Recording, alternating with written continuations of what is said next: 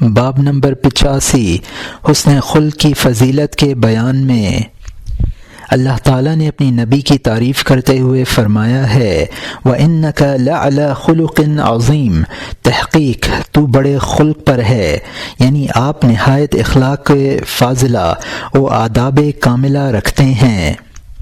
عائشہ رضی اللہ عنہا کہتی ہیں کہ رسول اللہ صلی اللہ علیہ وسلم کے اخلاق قرآن کے مطابق تھے۔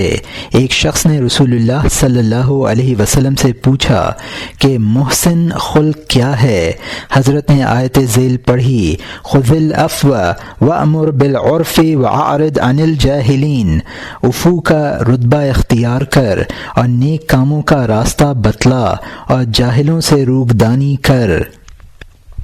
پھر فرمایا کہ وہ یہ ہے کہ جو تجھ سے قطع کرے تو تو اس سے وصل کرے، اور جو تجھے نہ دے تو اسے دے، اور تجھ پر ظلم کرے تو اسے معاف کرے۔ رسول اللہ صلی اللہ علیہ وسلم نے فرمایا ہے کہ میں مکارم اخلاق کی تکمیل کے لیے بھیجا گیا ہوں۔ رسول اللہ صلی اللہ علیہ وسلم نے فرمایا ہے کہ قیامت کے روز تقوی و حسن خلق سب اعمال سے زیادہ وزندار ہوں گے۔ ایک شخص رسول اللہ صلی اللہ علیہ وسلم کے سامنے سے آیا اور کہا یا رسول اللہ صلی اللہ علیہ وسلم دین کیا ہے؟ فرمایا حسن خلق۔ پھر وہ دائیں طرف سے آیا اور سوال کیا کہ دین کیا ہے؟ فرمایا کہ حسن خلق۔ پھر اس نے بائیں طرف سے آ کر وہی سوال کیا، فرمایا حسن خلق۔ پھر پیچھے سے آ کر وہی سوال کیا۔ حضرت صلی اللہ علیہ وسلم نے اس کی طرف منہ پھیرا اور کہا کیا تو نہیں سمجھتا یہ ہے کہ تو غصہ نہ کھائے؟ کسی نے کہا یا رسول اللہ صلی اللہ علیہ وسلم بدبختی کیا چیز ہے؟ فرمایا بدخلقی۔ ایک شخص نے رسول اللہ صلی اللہ علیہ وسلم سے کہا مجھے کوئی نصیحت فرما دیں۔ فرمایا خدا سے ڈر جہاں تو ہو۔ کہا کچھ اور فرمائیں؟ فرمایا بدی کے بعد نیکی کر کہ نیکی سے بدی محو ہو جائے گی۔ کہا کچھ اور زیادہ فرمائیں؟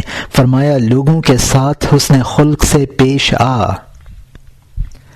رسول اللہ صلی اللہ علیہ وسلم سے دریافت کیا گیا کہ کون سا عمل افضل ہے؟ فرمایا حسن خلق۔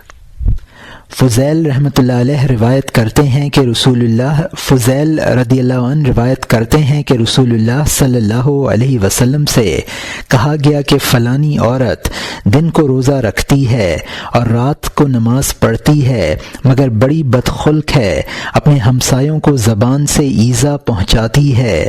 فرمایا کہ وہ نیک نہیں ہے اور اہل دوزخ میں سے ہے۔ حضرت ابو درداء رضی اللہ عنہ نے کہا کہ میں نے رسول اللہ صلی اللہ علیہ وسلم سے سنا ہے کہ حسن خلق و سخاوت سب سے پہلے میزان میں رکھے جائیں گے، اور فرمایا کہ جب اللہ نے ایمان پیدا کیا تو اس نے کہا یا الہی مجھے قوت دے۔ اللہ تعالیٰ نے اس کو حسن خلق اور سخاوت سے قوت دی، اور جب کفر کو پیدا کیا تو کفر نے کہا یا الہی مجھے طاقت دے۔ اللہ نے اس کو بخل و بدخلقی سے طاقت دی۔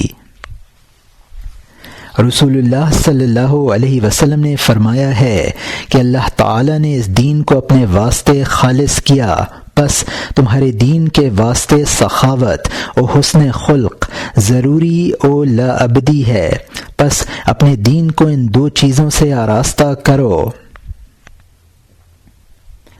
رسول اللہ صلی اللہ علیہ وسلم نے فرمایا ہے کہ حسن خلق اللہ کا خلق اعظم ہے۔ کسی نے پوچھا یا رسول اللہ صلی اللہ علیہ وسلم کون سا مومن ایمان میں افضل ہے؟ فرمایا جس کا خلق اچھا ہو۔ رسول اللہ صلی اللہ علیہ وسلم نے فرمایا کہ تم لوگوں کو ان کے مال و اسباب کی وجہ سے بڑا نہ سمجھو، بلکہ کشادہ پیشانی اور حسن خلق سے۔ رسول اللہ صلی اللہ علیہ وسلم نے فرمایا ہے کہ بدخلقی عمل کو اس طرح خراب کرتی ہے جس طرح سرکہ شہد کو۔ رسول اللہ صلی اللہ علیہ وسلم نے جریر بن عبداللہ رضی اللہ عنہ کو کہا کہ اللہ تعالی نے تجھ کو خوبصورت بنایا ہے، بس اپنے خلق کو خوبصورت بنا۔